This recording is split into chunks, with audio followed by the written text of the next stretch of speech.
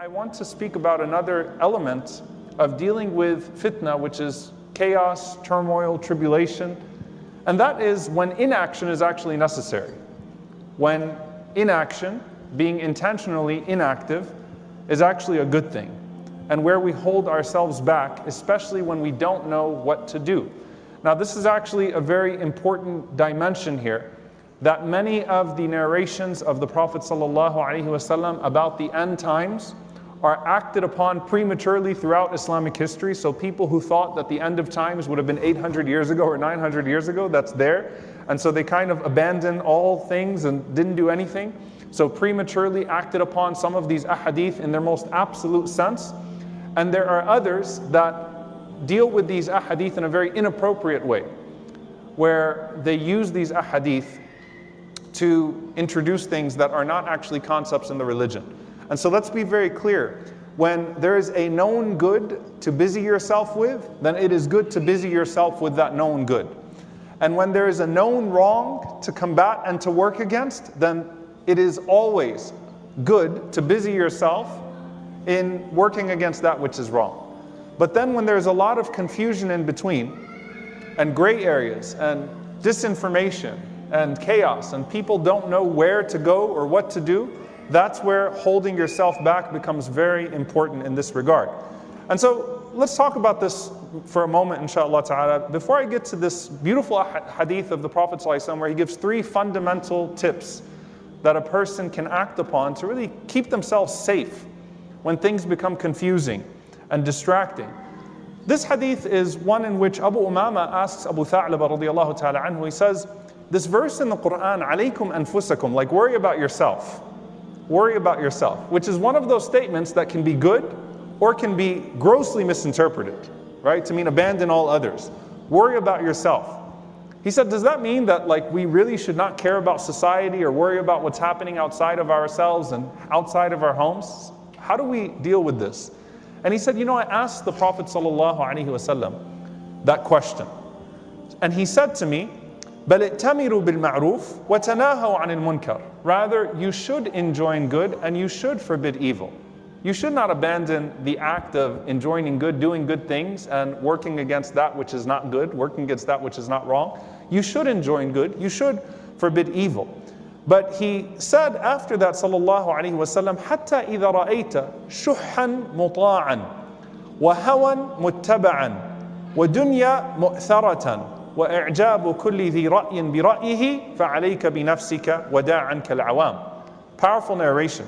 He said, until you see people reach this level, and this particular level, by the way, is an absolute level, but there are always going to be elements of these things. So he said, until you see people reach a point where shuhan muta'an means people succumb to their greed.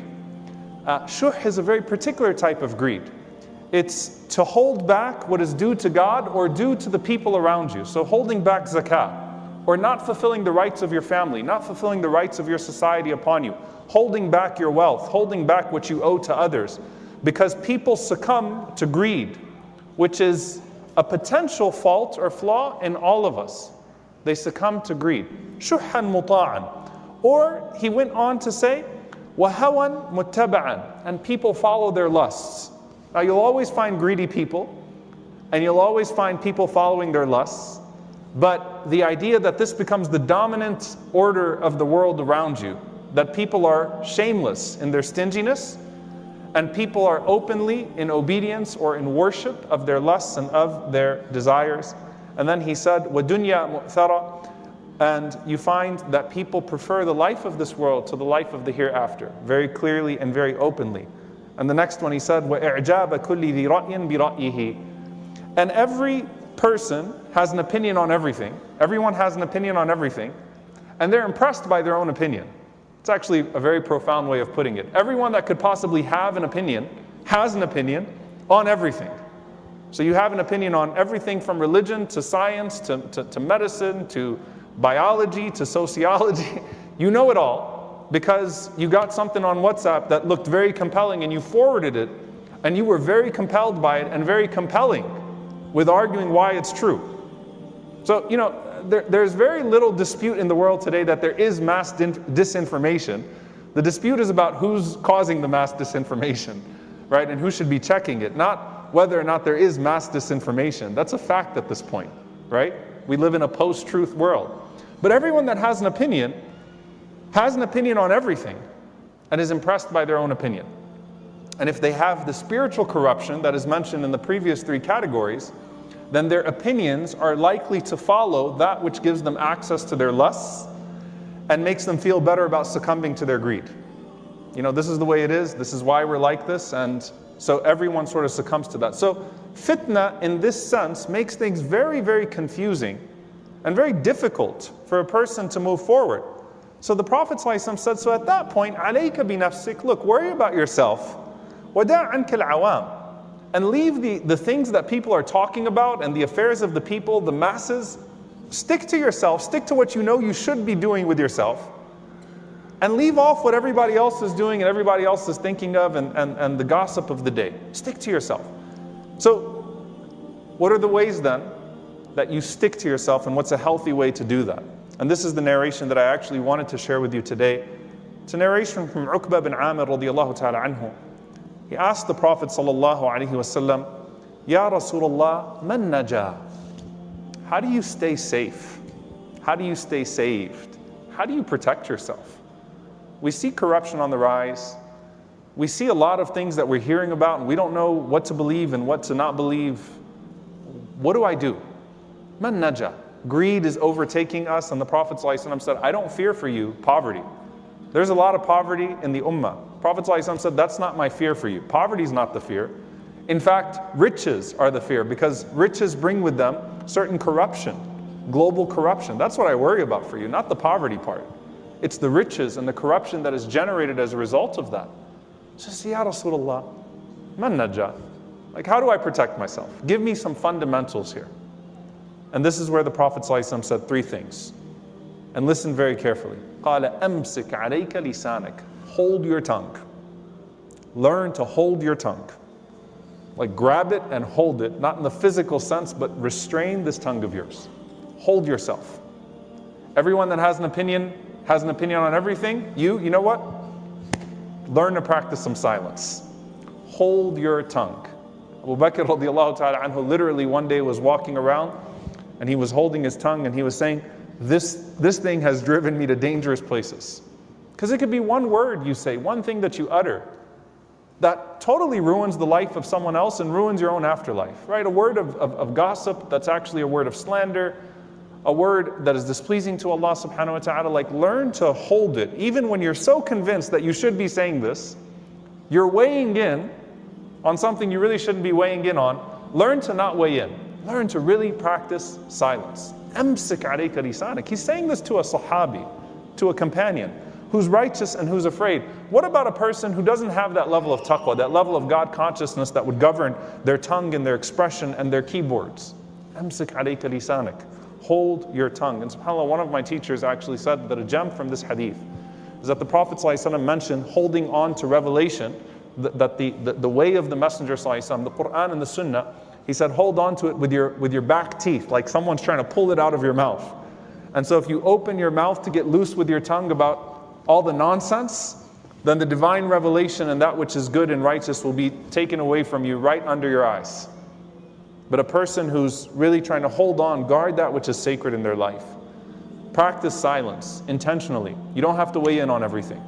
You can learn to be silent, and whoever is silent is safe. This is actually a saying and a principle, a great principle in our religion. Not when there's an obvious oppression happening in front of you, right? And you say, no, I'm going to stay silent. No, you should say something. Not there, but a samt when things are not really clear. Learn to amsik alayka lisanak. Don't have an opinion when you're not sure. And then the Prophet ﷺ said, وَلْيَسَعْكَ بَيْتُكَ. Hard, by the way, phrase to translate. Let your home suffice you. You all are just coming out of quarantine and you're like, don't send us back home. Go home, stay home, learn to enjoy your seclusion. وَلْيَسَعْكَ بَيْتُكَ. You know, this literally means let your home encompass you. Let your home suffice you. Like, everyone wants to get out all the time. Actually, وَلْيَسَعْكَ بَيْتُكَ. let your home suffice you. Now, the scholars mention two meanings of this. There's a minor opinion and a major opinion, and they don't contradict one another. In fact, they enrich one another. The first one, some scholars said, al-ihtimam bil-ahl. Focus on your family. Focus on what's in your home. And that parallels ijtinab, leaving off the affairs of everybody else. Like, you know the saying, clean up your own house first? And often you find those that talk about everybody else's homes, the same thing's happening in their house. They're just not aware of it because you're busy talking about everybody else's business, and you're not realizing that those flaws and those diseases are actually penetrating your own home. You're losing your own children. You're losing your own house. So ihtimam, focus on your family. And indeed, that's one of the ways that we learn that those who taunt others for their sins often end up doing the same sins themselves at some point. And those who taunt other people for their affairs find that those affairs consume their own household. So that's one meaning of this hadith. The second meaning, which is the main meaning, is ilzam baytak. Like, learn to stay home a bit. Learn to be by yourself. Learn to enjoy seclusion. Learn to be introspective and reflective and in a state of contemplation and a state of remembrance. Because if you're talking about everybody else and you're busying yourself with everybody else's stuff, that is disaster waiting to happen. Even if you escape 9 times out of 10, that one disaster you fall into could lead to a much greater musibah for you on the Day of Judgment. So learn to enjoy your house. And this is something that requires some balance. Imam an-Nawawi rahimahullah ta'ala mentions that the believer, when they're leaving their home, they leave and they weigh every time they step out of their home a maslaha diniya or a maslaha dunyawiyya. Something that is good for me and my religion or something that's good for my worldly affairs. Meaning I'm going out because this is, how can I actually justify, of course back then you don't have the world of social media, I'm stepping out of my house. Why am I stepping out of my house?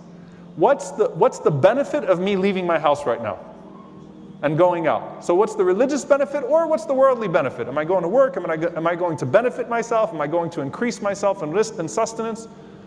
Or am I wasting my time and wasting my good deeds in the process as well? So why am I leaving my house?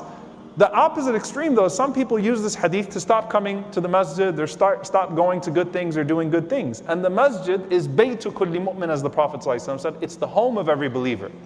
And the Prophet ﷺ said, the gardens of dhikr, the gardens of remembrance and knowledge are gardens of paradise on this earth. You need to immerse yourself in those gardens.